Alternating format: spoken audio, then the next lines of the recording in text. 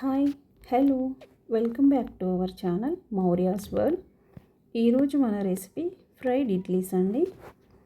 దీనికోసం ముందుగా కడాయిలో ఆయిల్ వేసి హీట్ చేసుకోవాలి. ఇక్కడ నేను మార్నింగ్ మిగిలిన ఇడ్లీలని ఇలా పీసెస్లా కట్ చేసి పెట్టుకున్నానండి. ఆయిల్ హీట్ అయ్యాక ముందుగా కట్ చేసుకున్న ఇడ్లీ పీసెస్ని ఇందులో వేసి ఫ్రై చేసుకోవాలి. ఇది మీడియం ఫ్లేమ్లో మాత్రమే మనం చేసుకోవాలి, ఎందుకంటే హై ఫ్లేమ్లో చేసుకుంటే పైన మాడిపోయి లోపల అస్సలు కుక్ అవ్వండి. అందుకే మీడియం ఫ్లేమ్లోనే చేసుకోవాలి. స్కూల్ నుండి రాగానే పిల్లలకి ఇలా చేసి పెట్టండి, స్నాక్స్ లాగా చాలా బాగా ఎంజాయ్ చేస్తారు. ఇడ్లీ నచ్చని పిల్లలు కూడా దీన్ని ఇష్టంగా తింటారు. మధ్య మధ్యలో కలుపుతూనే ఉండాలండి, లేకుంటే పైన మాడిపోయినట్టుగా ఉంటాయి. కంపల్సరిగా ఇది మీడియం ఫ్లేమ్లో మాత్రమే చేసుకోండి.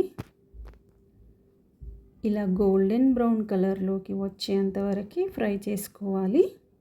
చూడండి, ఇలా ఫ్రై అయ్యేంత వరకు ఫ్రై చేస్తూనే ఉండాలి. ఫ్రై అయిన వాటిని బౌల్లోకి సర్వ్ చేసుకుందాం. ఇక్కడ ఇంకో కొన్ని మిగిలిపోయాయి, అవి కూడా వేసి ఫ్రై చేస్తున్నాను నేను. ఇవి కూడా నేను మీడియం ఫ్లేమ్లోనే ఫ్రై చేస్తున్నానండి. ఇది కూడా ఫ్రై అయిపోయింది. ఇప్పుడు వీటిని కూడా మనం బౌల్లోకి సర్వ్ చేసుకుందాం. ఇప్పుడు స్టవ్ ఆఫ్ చేసి అన్నీ బౌల్లోకి తీసుకొని,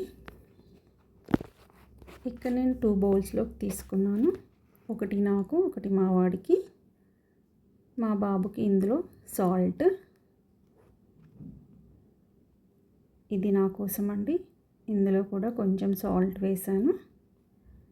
అండ్ నా కోసం తీసుకున్న దాంట్లో కొంచెం పెరి పెరి యాడ్ చేసుకుంటున్నానండి. మా వాడు పెరి పెరి తినడు, సో అందుకే వాడికి వేయట్లేదు. కొంచెం పెరి పెరి యాడ్ చేసుకొని ఇందులో మీరు కూడా ట్రై చేయండి ఒకసారి, పెరి పెరితో చాలా బాగుంటుంది.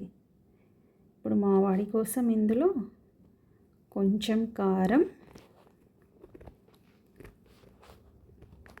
లైట్గా వేసానండి, కారం.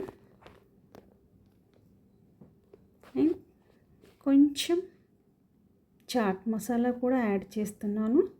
మీకు కావాలనుకుంటే ఇందులో ఆనియన్స్, టమాటోస్, కీరాస్ అలా కూడా చేసుకొని తినొచ్చండి. మా వాడికి ఇలా ఇష్టం, అందుకే ఇలా చేస్తున్నాను. కొంచెం చాట్ మసాలా యాడ్ చేస్తున్నాను వాడి కోసం. అన్నీ వేసి మిక్స్ చేసుకోవాలండి బాగా. ఇప్పుడు రెడీ అయిపోయింది మన ఫ్రైడ్ ఇడ్లీస్.